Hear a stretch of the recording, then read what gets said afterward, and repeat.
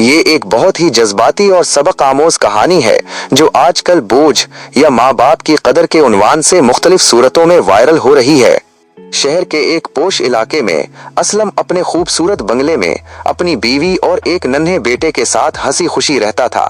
زندگی کی دوڑ میں وہ اتنا مگن تھا کہ اسے وقت کا پتہ ہی نہ چلتا۔ ایک دن اچانک اسے گاؤں سے اطلاع ملی کہ اس کی ماں کا انتقال ہو گیا ہے۔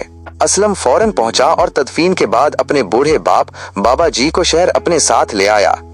شروع کے چند دن تو خیریت سے گزر گئے، لیکن آہستہ آہستہ اسلم کی بیوی سارا کو بابا جی کی موجودگی ایک بوجھ لگنے لگی۔ بابا جی کی نظر کمزور تھی، جس کی وجہ سے کبھی ان کے ہاتھ سے چائے کا کپ گر جاتا تو کبھی وہ چلتے ہوئے کسی مہنگی چیز سے ٹکرا جاتے۔ ایک شام جب بابا جی سے کھانے کی میز پر شیشے کا ایک قیمتی گلاس ٹوٹ گیا تو سارا کا صبر جواب دے گیا۔ اس نے اسلم سے تنہائی میں کہا، دیکھو اسلم، تمہارے ابا جی کی وجہ سے گھر کا سکون برباد ہو رہا ہے۔ نہ ہم کہیں باہر جا سکتے ہیں، نہ کسی کو بلا سکتے ہیں۔ ان کے لیے کوئی دوسرا انتظام کرو۔ اسلم، جو اپنی بیوی کی باتوں سے متاثر ہو چکا تھا، اگلے دن بابا جی کے کمرے میں گیا۔ اس نے نہایت سرد لہجے میں کہا، ابا جی، آپ کی طبیعت شہر میں ٹھیک نہیں رہتی۔ میں نے فیصلہ کیا ہے کہ آپ کو واپس گاؤں کے پرانے مکان میں چھوڑ آؤں۔ وہاں آپ سکون سے رہیں گے، میں مہینے کا خرچہ بھیج دیا کروں گا۔ بوڑھے باپ کی آنکھوں میں آنسو آ گئے، لیکن انہوں نے صرف اتنا کہا، ٹھیک ہے بیٹا، جہاں تم خوش رہو۔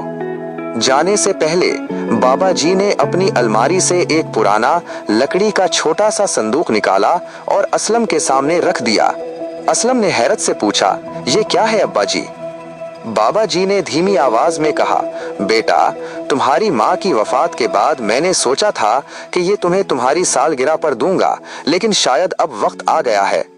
اس میں وہ زمین کے کاغذات ہیں جو میں نے اپنی پوری زندگی کی جمع پونجی سے تمہارے نام خریدے تھے۔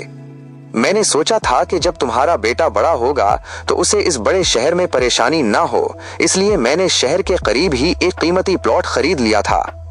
اسلم نے کانپتے ہاتھوں سے صندوق کھولا تو اس میں نہ صرف زمین کے کاغذات تھے، بلکہ اس کے بچپن کے ٹوٹے ہوئے کھلونے، اس کا پہلا جوتا اور وہ تمام چھوٹی چھوٹی چیزیں بھی تھیں جو ایک باپ نے یادگار کے طور پر سنبھال کر رکھی تھیں۔ اچانک اسلم کے بیٹے نے، جو یہ سب دیکھ رہا تھا، اپنے باپ کا ہاتھ پکڑا اور معصومیت سے پوچھا، پاپا، جب آپ بوڑھے ہو جائیں گے تو کیا میں بھی آپ کو ایسے ہی ایک لکڑی کے صندوق کے ساتھ واپس چھوڑاؤں گا؟ یہ سوال اسلم کے دل پر ہتھوڑے کی طرح لگا۔ اس کی آنکھوں سے آنسو بہنے لگے۔ اسے احساس ہوا کہ جسے وہ بوجھ سمجھ کر دور کر رہا تھا، وہ تو اس کی زندگی کی سب سے بڑی ڈھال اور برکت تھے۔